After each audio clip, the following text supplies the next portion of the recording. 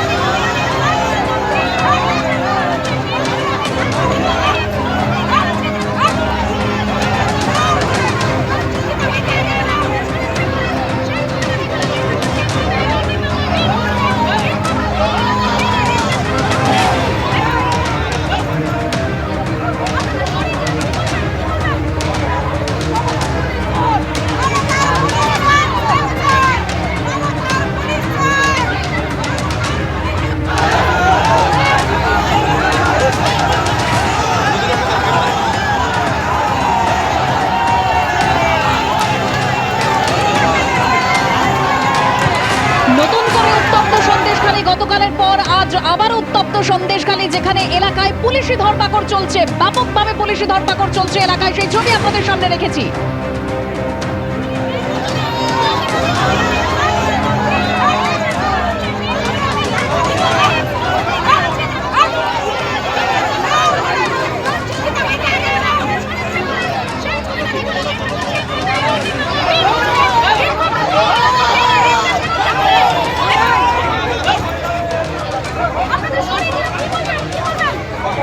সমীরণ পাল আমাদের প্রতিনিধি রয়েছেন আমাদের সঙ্গে টেলিফোন লাইনে। সমীরণ, ঠিক কি ঘটনা ঘটেছিল?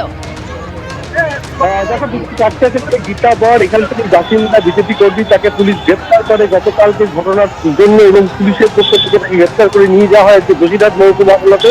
এবং যে সাতজনকে গ্রেপ্তার করা হয়েছে তাদেরকে 10 দিনের পুলিশ নির্দেশ দিয়েছে। যেহেতু গীতা বর স্থানীয় বাসিন্দারা, পুলিশ অন্যায়ভাবে তাকে গ্রেপ্তার করেছে। বিকেল 4টে থেকে এখানকার মহিলা বিজেপি কর্মী সমর্থকরা রাস্তার উপর কাপড় বাজারে বসে পড়ে, তারা বিক্ষোভ টায়ার চালিয়ে বিক্ষোভ করা হয়। পুলিশ অন্যায়ভাবে গ্রেপ্তার করেছে এবং তাদের আন্দোলনকে বেরিয়ে যাওয়ার চেষ্টা করছে। এই নিয়ে তারা সরব এবং দীর্ঘক্ষণ বিক্ষোভ করে থাকেন এবং পুলিশের পক্ষ থেকে বারবার বোঝানো হয় যে বিক্ষোভকারীদের রাস্তা ছেড়ে দেওয়ার জন্য, কিন্তু তারা অনড় ছিলেন। এরপরে অতিরিক্ত পুলিশ সুপার ঘটনাস্থলে পৌঁছানোর পরই পুলিশের পক্ষ থেকে ব্যাপক ধরপাকড় শুরু হয়। পুলিশের সঙ্গে ধস্তাধস্তি হয় আন্দোলনকারী মহিলাদের এবং তারপরই তাদেরকে টেনে হিঁচড়ে রাস্তা থেকে সরিয়ে দেওয়া হয়েছে। এবং এই মুহূর্তে যথেষ্ট উত্তেজনা রয়েছে, বিশাল পুলিশ বাহিনী র্যাব ঘটনাস্থলে নামানো হয়েছে। এবং গতকাল সন্দেশখালীতে তৃণমূল নেতা দিলীপ মল্লিক এবং সন্দেশখালীর তৃণমূল বিধায়ক সুকুমার মাহাতো এবং এক তৃণমূল কর্মীকে মারধরের ঘটনায় অভিযোগ দায়ের করা হয়েছিল সন্দেশখালী থানায়। সেই অভিযোগের ভিত্তিতে 4 জন বিজেপি কর্মীকে গ্রেপ্তার করে, তার মধ্যে একজন মহিলা বিজেপি কর্মী গীতা বর, তার বাড়ি এই বেনমুজুরের কাঠকুল এলাকায় এবং তাকে অন্যায়ভাবে পুলিশ গ্রেপ্তার করেছে। কোনোভাবে ঘটনাস্থলে ছিল না।